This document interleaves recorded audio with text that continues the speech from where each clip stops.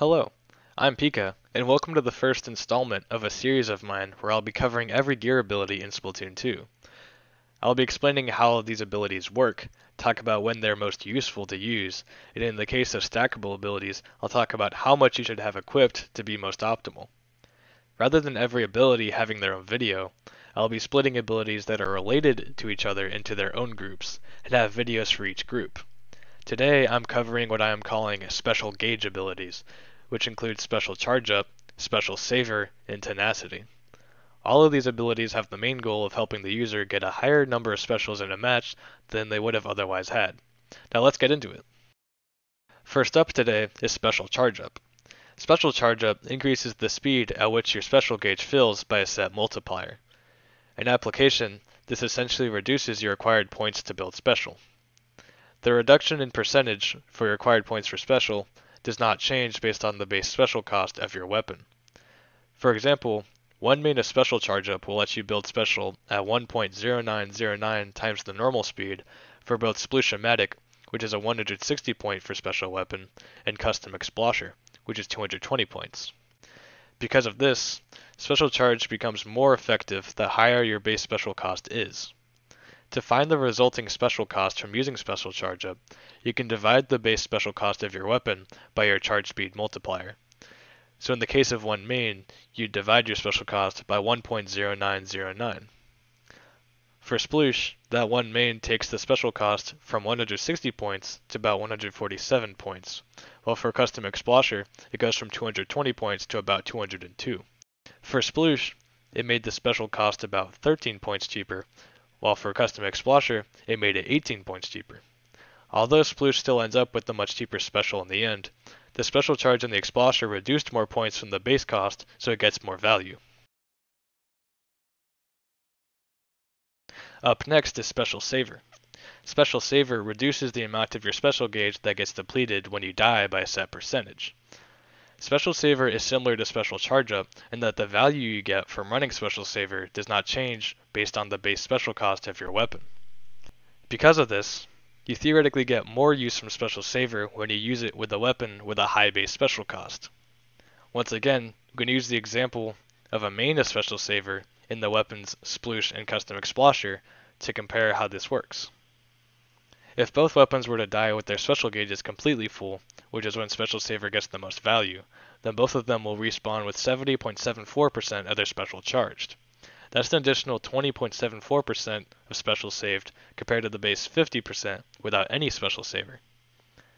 For the Sploosh with 160 points for special, that extra 20% of their meter saved equals about 32 points that it would have otherwise lost. For the Custom Explosher, that'd be about 44 points. You can see that the Custom Explosher saves more points for special than the Sploosh with Special Saver, and because of this, you can see how Special Saver is more effective for weapons with higher base special costs. Now I want to shift focus to talk about a mechanic that is essential to talking about gear. A fundamental concept of gear in Splatoon is that the more of a certain ability you have equipped, the smaller the gains become with each additional piece you add on. For example, having only one sub worth of Special Saver increases the amount of special you keep after dying from the base 50% all the way to 58.93%, which is nearly a 9% increase all on its own. Now if I were to wear 3 subs worth of Special Saver, that 50% becomes 69.31%. This collectively is clearly more than the 59% from just one sub, but if I were to break it down, you can see that while the first sub gave nearly a 9% increase on its own, the increase from the 2 extra subs added on top of that brought it from 58.93% to 69.31%, which is slightly over 10% more than what just the initial sub gave. This reduced effectiveness when using more of the same ability is referred to as ability scaling. Also, when people use multiple subs or mains of one ability, that is generally referred to as stacking that ability. Ability scaling becomes most relevant when you start stacking abilities. Because of ability scaling, there reaches a point where running so much of one type of ability starts to have minimal benefit, or gives no change at all. With that said, what are generally optimal amounts of Special Charge and Special Saver that you can run where you're getting the most value for your gear before ability scaling starts kicking in too hard? First up, if you choose to use Special Charge, you'll likely want to use a considerable amount of it. Although it is still true that the greatest effectiveness comes from the first few subs of special charge, being able to reduce your special cost by only a few percent doesn't greatly reduce your special charge time or increase your special total over the course of the game. Since the general aim of gear building is to create a distinct playstyle for yourself and your weapon, not having a consistent impact on your special output makes running only a sub or two of special charge debatable.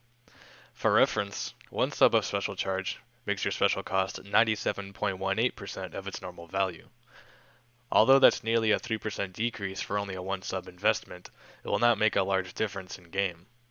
You can choose to use only a sub or two of special charge, but it isn't generally recommended unless you consistently feel barely short of getting special on time, and you'd rather resolve that without a hefty gear investment.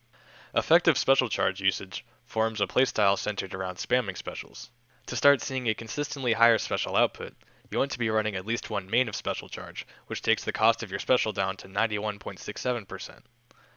Additional mains and subs beyond one main still make a decent change to cost until around the 3 main mark, at which point additional subs don't even take 1 extra percent of your cost off.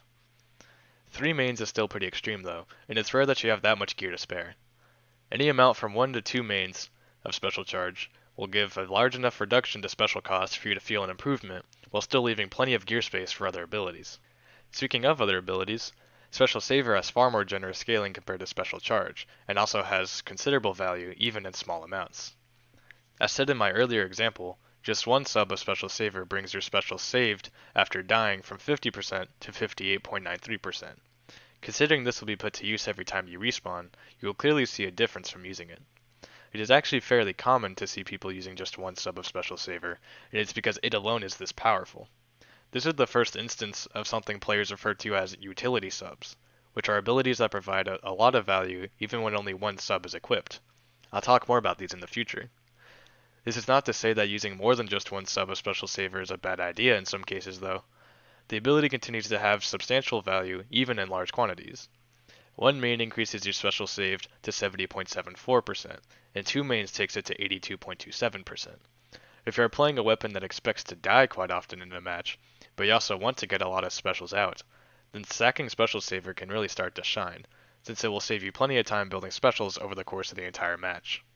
Without stacking Special Saver, if you wanted to recharge your special before going back into the fight, you'd have to spend far more time painting to recharge half or more of your special gauge after every respawn. An important thing to mention with Special Saver is splashdown. Getting shot out of the sky mid-splashdown causes you to keep 75% of your meter by default, opposed to the normal 50%. However, the scaling of Special Saver for splashdown is unchanged. Because of this, Special Saver maxes out in effect far sooner in this instance than normal. It is possible to respawn with your special gauge still completely full if you die mid-use while only having 5 subs of Special Saver equipped. Having just one main still has you respawn with the vast majority of your meter at 95.74%, which takes minimal effort to fill back up before you super jump back in.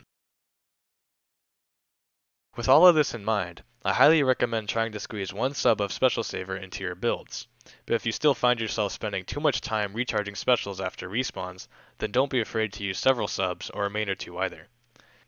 Similar to Special Charge though, I'd advise against ever running an amount greater than 3 mains without a very good reason, since the additional effectiveness becomes negligible near that point. I've talked about the 2 stackable special related abilities, those being Special Charge Up and Special Saver, but there's one more ability I want to talk about, and that's Tenacity. Tenacity is a non-stackable ability that gives the user passive special charge anytime that their team has less players alive than the opposing team, with the gain increasing as your numbers disadvantage increases. At a 1-player disadvantage, for example a 3v4, the user gains 0.036 points per frame, which would be 2.16 points per second. This value is multiplied by whatever player deficit you are at. So a 2v4 would be 4.32 points per second, and a 1v4 would be 6.48 points per second. Since the respawn timer, without quick respawn active, is 8.5 seconds, you can expect the average special gain from having Tenacity to be 18.36 points in a 3v4 while you await your teammates' respawn. Tenacity can add up over the course of the game to total up a substantial amount of special charge. It is worth noting that the minimum 18.36 points for special you can expect from the average disadvantage state is slightly more than the amount of special cost reduced by 1 mana special charge on a 220 point special, which is the most expensive in the game, at 18.34 points. As long as the Tenacity user is getting one instance of full respawn length disadvantage per full special charge they get, then it's doing at least as much as 1 mana special charge in that gear slot would do, though it has the potential to do either less or much more than that. Tenacity shines the most when its user stays alive for long periods of time, while their teammates spend a lot of time respawning, so you can be active as often as possible. Now, we've gone over how each of these abilities work on their own, but what about how these abilities work in combination with each other? Are any of them worth using at the same time? First, let's talk about how Special Charge Up and Special Saver work together. This is an awkward combination. Remember how before I mentioned that Special Saver gets better value when your special cost is more expensive? Since Special Saver essentially reduces your special cost, that means that the amount of special meter you're saving on respawns is also equal to less points than would have been had your special cost remained higher at its base cost. Now let's say I were to save an additional 10% of my special meter because of Special Saver, and I had no special charge while using a 200 point special weapon. Then I'm essentially saving an additional maximum of 20 points every respawn. However, if I were to run enough special charge to make my 200 point special function as a 180 point special, then that effective 10% of special saved is now only up to 18 points, compared to the 20 points it would have been before. This isn't a huge deal, and since Special Saver is so effective anyway, I wouldn't actively avoid using a sub of Special Saver if you're also running some special charge. However, it seems conflicting to stack both abilities in a large amount, so I advise against it. Now what about Special Saver with Tenacity? I think it's best said that this combination is generally counterintuitive. Special Saver is meant to help you get specials out despite dying quite frequently, while Tenacity promotes an opposite playstyle where you want to avoid dying as a whole. I would generally avoid stacking Special Saver while using Tenacity. Lastly, there's the combination of Special Charge and Tenacity. Unlike the other two combinations, this one synergizes very well. The big issue with stacking Special Charge is that the value of Special Charge falls off very hard in large amounts. Tenacity, however, gives you set values of Special Charge that are independent of your special cost. Because of this, it'll be just as effective on cheap specials as it would be on expensive ones, so it doesn't matter how low Special Charge takes your special cost. Not only that, but you also don't have to worry about its effectiveness falling off. So if you're looking to devote most of your build to getting a lot of specials out, and you have a persistent uptime on the map, then you can run a main or more of Special Charge alongside Tenacity for some incredibly fast special charge times. Now that covers just about all I want to mention about these abilities today. Before I wrap up, I want to give a mention to Respawn Punisher. Some of you might be wondering why I haven't covered it here, because it also affects your special gauge and acts as a counterbalance to Special Saver. Although this is true, I think Respawn Punisher fits better into a different ability group, and I'll cover all of its functionality there instead. Also, if you're interested in seeing where I got my numbers from, and you want a resource to see ability values for yourself, then the place for that would be sendu.inc. There are other tools and documents online with similar information, but sendu.inc is the most popular and up-to-date source that I'm aware of. We'll leave a link to it in the description. This is all for now though. Next time I plan on covering ink efficiency abilities, including Ink Saver Main, Ink Saver Sub, Ink Recovery, and Last Ditch Effort. Hope you learned something today, and I'll see you next time.